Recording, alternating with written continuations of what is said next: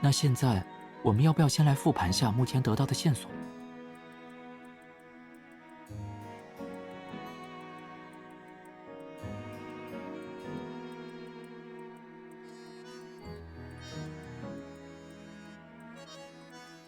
在老房内，我找到了当年魔术团的合照。合照中，潘叶站位居中，由此可见，他当年就是团内的重要角色。从当年的旧报纸和杂志上，也能翻到不少关于潘叶的报道。他从入行开始，就在钻研人体逃脱魔术和一些极限魔术。那时候的潘叶并非独自登台演出，而是有一位叫乔启庆的助理从旁协助。当时舆论反响很大，诸多猜想众说纷纭。有说人体逃脱术危险应该取消的，也有说是魔术师自己操作失误的。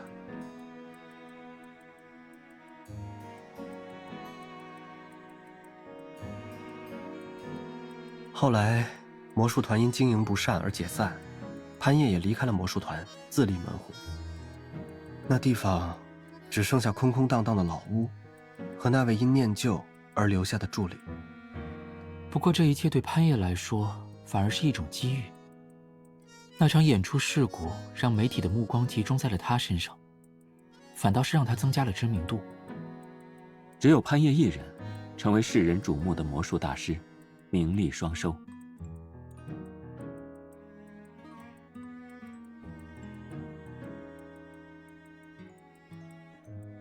而这些隐藏的事，正是威德迫不及待想公之于众的内容。威德想引导网民去挖掘这些陈年旧事的目的是什么？是为了找潘叶的黑料，还是他身上真的藏有某些不可告人的秘密？目前潘叶的态度也有些暧昧，他越是不配合调查，就似乎越像是在隐藏着什么。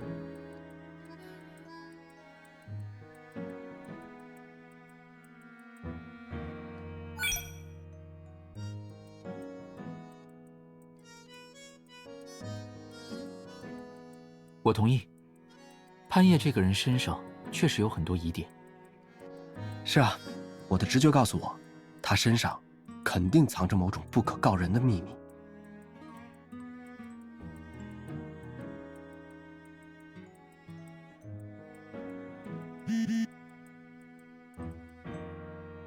各位，警方那边暂时也没有新发现。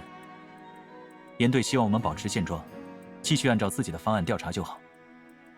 现在唯一的问题是，网站上已有的信息我们都调查过了，只能耐心多等几天，看看威德会不会继续发布新的线索了。